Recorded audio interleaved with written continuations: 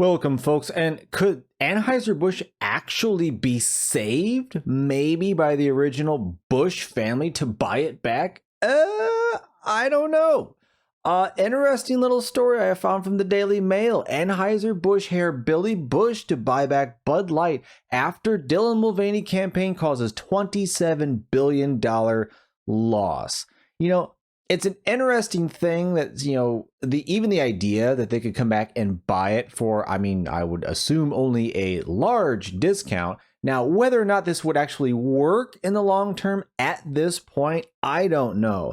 Like, he would have to come in and absolutely just fire everybody who's remote, absolutely clean house and start fresh. I don't know if he can do that. I don't know if it'll happen, but the only way forward to even remotely gain people's trust is to do exactly that and clear everybody out there. So the heir to Anheuser-Busch says his family will buy back Bud Light from its parent company if they are looking to offload the brand following months of falling sales. Billy Busch, whose family sold Anheuser-Busch to InBev in 2008, said he would be first in line to buy back Bud Light and make that brand great again. Ooh, tough pitch. I don't know. Busch pitched the deal on an episode of conservative pundit Tommy Lauren's show, Fearless. The offer comes nearly 5 months after Anheuser-Busch's disastrous partnership with transgender influencer Dylan Mulvaney, which led to a massive boycott and a $27 billion decrease in the company's market cap. In 2008, the Busch's family sold the company to InBev, a Belgian company, for a staggering $52 billion. If they sold it for $52 billion, I don't know exactly, I can't estimate exactly what it's worth now. I don't have enough data off the top of my head. But, if you got that type of money, you should be able to get some financing. So I would think this is completely possible to do because, they're having to sell off, parts of Anheuser because this is so bad. But like the saying goes, go woke, go broke. So soon after Bud Light's April partnership with Mulvaney to celebrate his transition to being a woman, conservative groups started to boycott the brand. Infamously, Elisa Heinerschied, the marketing executive who made the decision to partner with Mulvaney, also gave an interview during which she said the brand wanted to pivot away from its frat house base of drinkers. Lauren questioned Busch about those remarks, to which he said, "I think InBev doesn't understand who their core drinker is." No shit. It's a Brazilian-based company that really doesn't live here in America. No, a Brazilian-based company doesn't live here at all in America. So, yeah, they absolutely have just trashed the brand. But hey, that's what happens. When they just see dollar signs and they come in and they take over, they don't care about the real core of what made it what it is. It's basically they just try to turn it even more profitable, squeeze down as hard as they can, increase profits, sell, make money. A lot of the times that's how it works. Adding that it's a big mistake to ignore the fratty drinker and mocking the company for disobeying the tenets of its own inclusivity mandate. That inclusivity bullcrap, it's not actually inclusive because we can all see what they do. They only include people who think like them. No. Change the word to exclusive and all of a sudden everything they do makes sense. He said that his family ran things. Anheuser-Busch forged important bonds with its customers, including distributors and liquor store owners. They knew who their drinkers were. They were with the bar owners and the restaurant owners and the liquor store owners and talking to these people day in and day out, he said.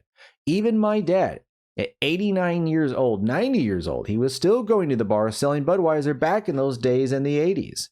He added InBev's big mistake was hiring and relying on a new generation of woke students to run the company marketing department. When you are a foreign company and you rely on these woke students that are coming out of these woke colleges to do your advertising for you, you're making a big mistake. You know what? That's a great insight. When you're from somewhere else and you don't really know what's going on, maybe, and you don't really get that these colleges are just brainwashing idiots who are too stupid to take out a ginormous loan for a liberal arts degree and be able to do nothing with it. But either way, yeah, it's a big mistake, and I don't think they get it. So you need to get out there and understand who your core customer is. He continued by saying he would buy back the company in order to save it from its ongoing downward spiral. I urge that company InBev, if they don't want that brand any longer, sell it back to the Busch family. Sell it to me. I'll be the first in line to buy that brand back from you, and we'll make that brand great again, he said. Ugh, disgusting. Hate those bottles. Earlier this month, Anheuser-Busch blamed the volume decline of Bud Light for the $390 million drop in U.S. revenue in its second quarter, with figures showing that total U.S. revenue dropped by 10.5% in the April to June period compared to a year earlier. The world's largest brewer said in early August that sales to U.S. retailers had plunged 14%, adding that the brand had been underperforming the industry. The drop-off is a direct result of the tie-in with Mulvaney. Of course it is. And they still just won't own it. Like, they just won't come out and just say, we messed up, it was stupid, we dropped the ball, and we weren't doing what we were supposed to do. Like, that's the first step to gain respect back from your customers, and they don't even understand how to do that. For the second quarter of 2022, Anheuser-Busch sold $2.73 billion worth of beer to retailers, but for the second quarter of 2023, sales dropped to $2.35 billion, a slump of $390 million in a year. In a statement, the company attributed the declining sales to the backlash they faced for partnering with Mulvaney 26 and issuing his a one-of-a-kind to celebrate 365 days of girlhood.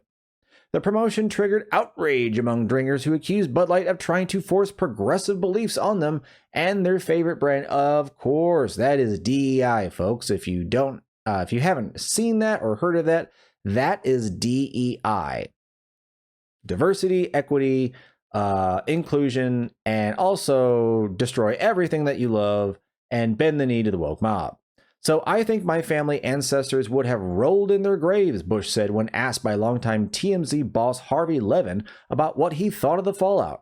They believe that transgender, gays, that sort of thing, was all a very personal issue, he continued, speaking for pioneering figures like his dad, August, who served as chairman between 1946 and 1975, and Adolphus, the Missouri magnate who cooked up the first batch of Budweiser way back in 1876.